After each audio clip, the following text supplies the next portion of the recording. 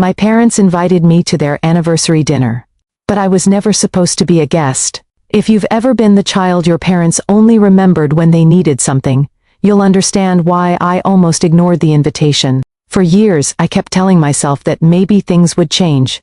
Maybe one day they'd stop comparing me to my older sister. Maybe one day I'd walk into a family gathering and feel like someone's daughter instead of an afterthought. The invitation made me believe that day had finally arrived. I couldn't have been more wrong. I'm 28 now, and looking back, I realize I spent most of my childhood trying to earn something that should have been free. My parents' love. My older sister, Vanessa, was the golden child from the moment she was born. If she got a B in school, my parents called her creative. If I got a B, they'd ask why I wasn't working harder. When Vanessa forgot Mom's birthday, everyone laughed because she was so busy. When I forgot to pick up milk once after working a 12-hour shift, my mother acted like I'd committed some unforgivable betrayal. It wasn't one dramatic moment that made me realize I wasn't the favorite. It was thousands of tiny moments. Vanessa got the bigger bedroom because she was older. Vanessa got the newer car because she needed reliable transportation. Vanessa got help with rent because she was going through a difficult time. Whenever I struggled, I was told I'd figure it out because I was the responsible one. People hear that phrase and think it's a compliment. Sometimes it is. In my family, it meant, we expect you to sacrifice because we know you will. I worked my first job when I was 16. By 18, I was paying for my own phone, insurance, and college expenses. Vanessa was 23 before she paid a bill consistently. Whenever I'd bring up how different the expectations were, my parents would accuse me of keeping score. We love you both equally, Mom always insisted. It's funny how people who say that rarely treat their children equally. After college, I landed a solid job in corporate accounting. Nothing glamorous, no fancy title. Just steady work, decent pay, and enough financial stability that I could finally stop worrying about every dollar. I bought a small condo. I built an emergency fund. I started traveling once or twice a year. For the first time in my life, I felt proud of what I'd built completely on my own. Oddly enough, that's when my parents started calling more often. Not to ask how I was doing. To ask for favors. Dad's laptop is acting up. Can you cover dinner this time? Vanessa's between jobs again. Your father forgot his wallet. It would mean a lot if you helped. Every request was presented as a family emergency. Every repayment was somehow forgotten. Eventually, I stopped expecting the money back. I also stopped believing the next phone call would simply be to hear my voice. Still, they were my parents. That's a hard habit to break. About 6 weeks before everything exploded, my mom called on a Wednesday evening. She sounded unusually cheerful. Honey, she said, your father and I are celebrating our 35th anniversary next month. Oh wow, congratulations. We're having a nice family dinner. I smiled. That sounds fun. We'd really love for you to come. There was something about the way she said it that caught me off guard. No favor, no request, no guilt. Just an invitation. I actually sat on my couch after we hung up and cried. Not because it was a dinner, because it felt like maybe, finally, they wanted me there simply because I was their daughter. For weeks, I looked forward to it. I even took the evening off work. I wanted everything to be perfect. I spent far too much time picking out a gift. My parents had always talked about wanting a beautiful crystal anniversary clock, but never buying one, because it seemed impractical. I found one handcrafted by a local artist. It wasn't cheap, more expensive than I should have spent, honestly, but I kept thinking this wasn't just a gift, it was an opportunity. Maybe we'd make new memories. Maybe we'd laugh. Maybe we'd stop pretending the past hadn't happened. On the afternoon of the dinner, I also bought fresh flowers. The florist wrapped them in soft ivory paper with a satin ribbon. When she handed them to me, she smiled. They're beautiful. They're for my parents, I answered. I hope they love them. So do I, she said. I wish she'd been right. The restaurant was one of the nicest places downtown. Reservations were hard to get. I arrived about 10 minutes early, because I hate being late. As I walked inside carrying the flowers in one hand and the wrapped gift in the other, I felt strangely nervous. The hostess smiled. "Good evening." I gave her my parents' last name. Instead of checking the reservation list, she looked confused. "Oh. Duh." She glanced toward the dining room. "They're already here." "Perfect. I'll join them." She hesitated. That should have been my first warning. "They're almost finished." I laughed. "What?" She looked uncomfortable. "They've already had dinner." I honestly thought she'd mixed up the reservation. There must be another party. She checked again. No. She quietly pointed toward a private dining room. I looked through the glass. There they were. My parents. Vanessa, her husband, their 2 kids. Dessert plates. Empty wine glasses. Coffee cups. Everyone looked relaxed. Comfortable. Finished. No one appeared to be waiting for me. No one seemed surprised I wasn't there. My smile disappeared. Maybe I'd gotten the time wrong. I checked my phone. No. The text clearly said 7 o'clock. It was 6:52. I frowned. Then my mother noticed me. Instead of looking embarrassed, she smiled brightly and waved me inside. "There you are." Every head turned. Dad stood up just long enough to hug me. Vanessa barely looked away from her phone. The kids kept coloring. There wasn't even a place set for me. Just one empty chair pushed against the wall. No plate, no silverware, no menu. I looked around. Did I get the time wrong? "Oh no," Mom said casually. "We started a little early." "A little?" Judging by the empty dishes, they'd started over an hour ago. "I thought we were meeting at 7. Dad shrugged. Everyone was hungry. No apology. Nothing. I stood there holding flowers that suddenly felt ridiculous. "Oh." Mom noticed the bouquet. "Those are pretty." I handed them to her. She immediately passed them to the hostess without even smelling them. "Can you put these somewhere?" Then she reached for the wrapped gift. "What did you bring?" "Just an anniversary present." She smiled much more warmly at the gift than she'd smiled at me. Well, wasn't that thoughtful? I finally sat down. The waiter appeared. "Would you like to order dinner?" Before I could answer, Vanessa laughed. "The kitchen's about to close." I looked toward the waiter. He gave me an apologetic expression. "I can probably still get you a salad or sandwich." Everyone else had enjoyed steaks, seafood, appetizers, dessert. I was being offered a side salad. No thanks. I wasn't hungry anymore. The conversation continued as though nothing unusual had happened. Vanessa talked about vacation plans. Dad complained about golf. Mom discussed redecorating. No one asked about my job. No one asked how I'd been. I felt invisible sitting at the same table. After another 10 minutes, the waiter returned, carrying a black leather check presenter. He placed it in the center of the table. Without even looking at it, my father slid it toward me. "There you go." I blinked. "What?" Dad smiled like this was perfectly normal. "You've got this one." For a second, I honestly thought he was joking. Then I looked around the table. Nobody laughed. Vanessa picked up her purse. Mom took another sip of coffee. My stomach sank. I slowly opened the check. The total made my heart skip. I looked back up at the people who had invited me to celebrate with them. For the first time all evening, everything suddenly made perfect sense. I hadn't been invited because they missed me. I hadn't been invited because they wanted to celebrate together. I hadn't even been invited because they wanted me in the family picture. I'd been invited because someone had to pay. I closed the check presenter without saying a word. Nobody looked uncomfortable. Nobody avoided eye contact. That was the part that hurt the most. They weren't ashamed. To them, this was normal. Dad leaned back in his chair. So, what?" I asked. "So you can take care of it." I looked at him for a long moment. "The bill?" He laughed. "Well, yeah." Mom chimed in before I could answer. "It seemed fair. You've been doing really well at work." Vanessa finally looked up from her phone. "I told them you'd probably be happy to do it." Probably. As though she'd volunteered me for something small. I glanced back down at the folder. The total was just over $1,800. My parents had ordered expensive wine, multiple appetizers, steaks, seafood, desserts, after-dinner drinks. They hadn't held back. And somehow, they had expected me to cover every penny.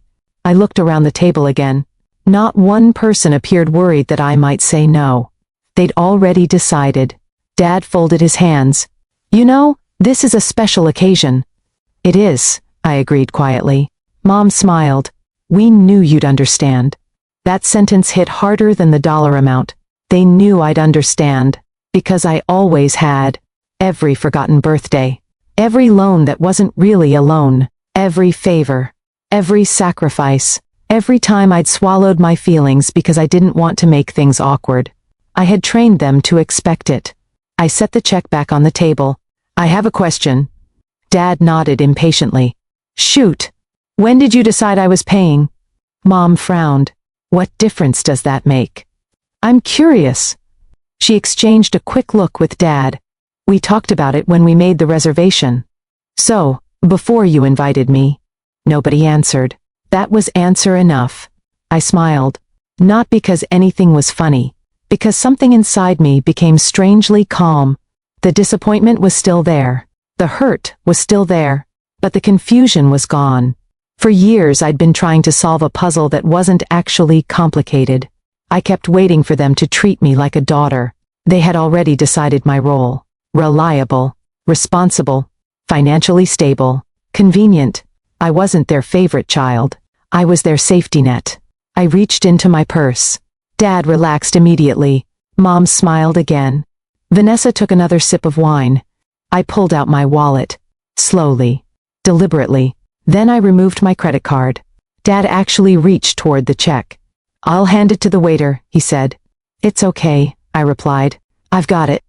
The waiter happened to be walking past our table. I smiled. Excuse me. He stopped. Yes, ma'am? I handed him my own small order slip. The salad I didn't order? He looked confused. I'd actually like that to go. Of course. And I'd like a separate check for it. The silence at the table was immediate. Dad frowned. What are you doing? I looked at him. Paying for my meal. There isn't another meal. There will be. The waiter looked between us. You'd like the check separated? Yes. He nodded. No problem. He disappeared before anyone could stop him. Mom stared at me. Don't be ridiculous. I'm not. You know we meant the anniversary dinner. I know exactly what you meant. Vanessa sighed dramatically. Seriously, Emma. My name is Claire, I said. The words came out before I even thought about them. Everyone blinked. I know my own name, Vanessa snapped. I wasn't talking about yours. No. I looked directly at my mother, but somehow neither of you noticed that she just called me by the wrong name. Silence. Mom looked embarrassed for exactly 1 second. Oh, that's not important. I laughed softly. There it is. What? That's the whole problem. Dad leaned forward. Don't start. No, I'm finally done starting. The waiter returned with 2 checks. One small, one very large. He placed them carefully on the table. Dad immediately pushed the larger one toward me again. I gently slid it back. It belongs to whoever ordered dinner. His face hardened. You can't be serious. I've never been more serious. Mom lowered her voice. People are looking. I glanced around. A few nearby tables had definitely noticed. I know. You're embarrassing us. I looked at her for several seconds. No. You embarrassed yourselves. Dad's patience finally disappeared. After everything we've done for you? I almost laughed. Instead, I asked the simplest question I could think of. What exactly have you done for me? The table went quiet. Dad opened his mouth, closed it, opened it again. Mom rushed to fill the silence. We raised you. You raised all of us. We loved you. I nodded. I'm sure you believe that. Vanessa rolled her eyes. Oh my God. No, I said calmly. Not, oh my God. I looked around the table. I was invited to 7 o'clock. Nobody argued. I arrived before 7. Still nothing. You had already eaten. Silence. There wasn't even a place set for me. Mom looked away. You invited me after deciding I would pay for a meal I wasn't included in. No one denied it. The facts sounded even worse out loud. The waiter returned with my small-bagged salad. I thanked him. Then I paid my own bill, $23, and some change with the tip. He wished me a nice evening. I smiled. You too. I stood up. Dad's voice followed immediately. So that's it? I picked up the gift I'd brought. Mom frowned. Where are you taking that? With me. But it's our anniversary present. I bought it for parents who wanted to celebrate with their daughter. I looked around the room. I don't see them. Mom's face fell. Claire. It was the first time all evening she'd said my name correctly. Unfortunately, it was too late. I picked up the flowers too. They're ours, Mom protested weakly. No. They're mine. I looked at the bouquet. They deserve to be appreciated. Then I walked toward the front entrance. Nobody stopped me. Not immediately. I was almost outside when I heard footsteps. Mom caught up first. Please don't leave like this. I turned around. How should I leave?